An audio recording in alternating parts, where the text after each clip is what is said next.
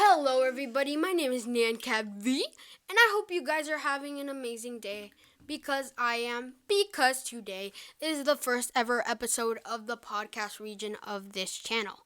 Today, I will be talking about the Nintendo Switch, as you guys have probably read in the video title.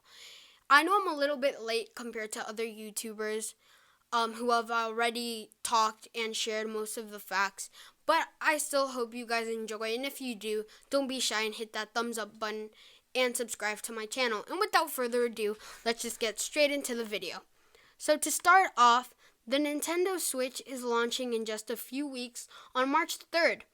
That's the same day that the new Zelda game is launching, as well as a handful of other games for the console. Pre-orders have already begun for the Switch, but it's already sold out almost everywhere. So if you can get a hands on a pre-order, you should do it. It's worth it. Nintendo will sell the Switch for $299.99 in the US at launch. That includes or the full-on gray console or the gray console with the blue and red joystick controllers. Accessories prices have also been added. A Pro controller will cost $70, $69.99 to be exact. An extra pair of Joy-Con controllers will set you back $80, which is exactly $79.99, or $50, which is exactly $49.99. All of the prices are mostly ending in 99, so I'm just going to get straight to the actual number. For a single Joy-Con controller, it is going to be $50 to $80. Joy-Con charging grip controllers are $30, and Switch docks can be replaced for $90. There's also a pair of wheels for $15. Next, let's talk about the screen a little bit. So the Switch tablet will run at 1280 by 720 or 720p and is 6.2 inches. In docked mode, it will run up to 1080p and no 4K gaming on the Switch, which is just fine because either way, that's still some good graphics. Another fact on the controllers that is pretty cool is that the weirdly named Joy-Con controllers slide on and off of the Switch and can be used in various ways. Undocked, there's a wrist strap to prevent the gamepad mid-play. And there's also a shoulder button on the inside of the controller, which is really handy also. The Joy-Cons are equipped with a social share button that can take screenshots and will, at a later date, take video as well. There's also an IR camera in the controllers that can identify objects, shape, and location. So in my opinion, that's a really cool fact because in one of the more games specifically for the Switch, which is called 1-2 Switch, there is a show in the release video that shows them playing rock, paper, scissors and the controllers identifying the winner, which I think is pretty cool. And I just love how technology is advancing with all these. And let's just get back into it. The battery life. So the battery life, there's not quite a range yet, but it is claiming by Nintendo to be between 3 and 6 hours. It recharges via a USB-C port, which is nice because that's how most common controllers can be charged to the console. Also, 3 hours isn't much for a portable, and I'm willing to bet big that resource-intensive games like Zelda will eat battery up pretty quickly, set to the extensive gameplay.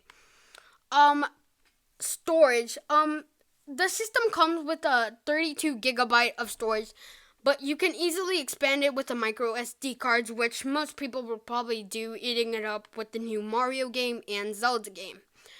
It also means you'll be able to switch out different cards with different games installed on them quickly and easy, which means that you can have an SD card for every separate game that you would like. The games. There aren't a ton of games slated for launch, but at least the new Legend of Zelda game Breath of the Wild is. So I would immediately go buy the console and also get the Zelda game, which could hold you up a really long time up until getting to the other game releases. Unless you're a really big geek like me and would like finish it in like 2 days. But talk about the game modes. The game modes, the Switch has 3 game modes. It has docked, handheld, and tabletop. In docked mode, you play on a TV, as in most home consoles. And in the tabletop mode, you can use the tablet kickstand with the Joy-Con controllers off the unit. This last mode will likely be used for party games or to play split-screen stuff like Mario Kart 8 Deluxe on the go. What I really enjoy about this Switch is that I like how they're trying to make the mobility easier, as how they've done with the DS, and make it the screen a little bit more bigger, and the graphics aren't changing that much. So I'm really liking what Nintendo's doing with their latest consoles, and I hope they keep on advancing. On the multiplayer side, the online multiplayer will have to be paid. It's not that much of a surprise because lately every console you have to pay for online gaming, which I don't think is that much of a problem, depending to the amount of money that you would have to pay, because there's no set price yet for the online gaming. Also, there is no region locking. This is a pretty nice surprise. For the first time, Nintendo won't region lock games, meaning that you can play a game from like anywhere in the world, anywhere in the game world. Also, want to import a Japanese game that comes out months before its NA releases, that's no problem, because you could just buy like the game from like any other country that is already been released in, and just play it normally. Also, news, the updated over the past few days, a lot more interesting information about the Nintendo Switch has also dropped. There's been some Splatoon 2 news, which I'm also excited for that game. They've revealed that the console will support wired LAN gaming, so that up to 10 docked consoles can connect and play without the need for an internet connection, which I also find pretty consistent with the multiplayer mod, or whatever you'd like to call it, for the console. Splatoon 2 also gave us a bit more of an interesting insight into how the console's smartphone companion app will work, including with how it will be necessary for voice chat when playing with friends online. Finally, it seems that the console's long-awaited hardware specs have leaked on Reddit. The leak shows that console has 32-bit quad-core CPU capable of handling 2 GHz and a Tegra X1 GPU. Overall, it makes the Nintendo Switch look like a solid console.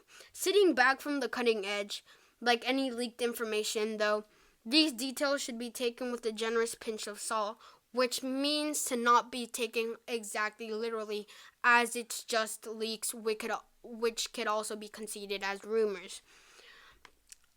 If I check more of my sources that I've also found, the first look that according to TechRadar that they got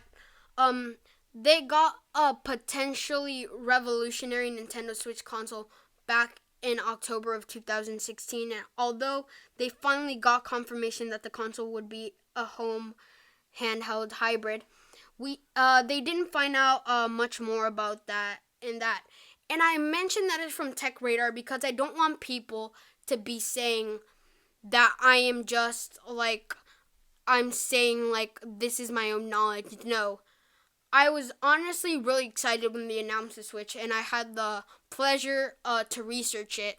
And then I'd really like to show like compassion for the ones who actually like have to go in deep and like find the details on it. So I also wanted to state the other website that I use, called Forbes.com. I'm not sure if that's how you pronounce it, but I I'm pretty sure they helped me a lot, and of course, always gotta thank Google. No ad sponsor. So up until now, I'm just gonna straight on say most of my opinions since I've already said most of the facts that I have found or the most important ones. And as I was saying, I'm just really surprised with what Nintendo has been developing lately. Cause originally I wasn't really that impressed with the Wii U. I honestly thought that just adding another screen wasn't really that much, but seeing how they've been advancing up till the Switch has really shown me the work and dedication that Nintendo has been trying to give to its consumers and the attention that they want to give to their products. Apart from that, the quality of the video, the graphics, and every demographic makes it seem like a pretty solid console. Me myself, I would recommend buying it.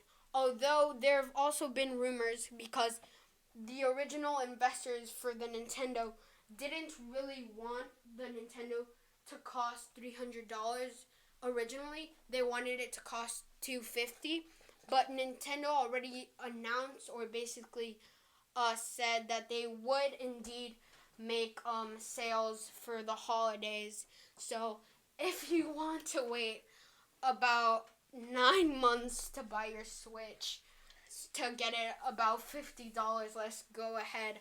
It's all about saving money, I guess.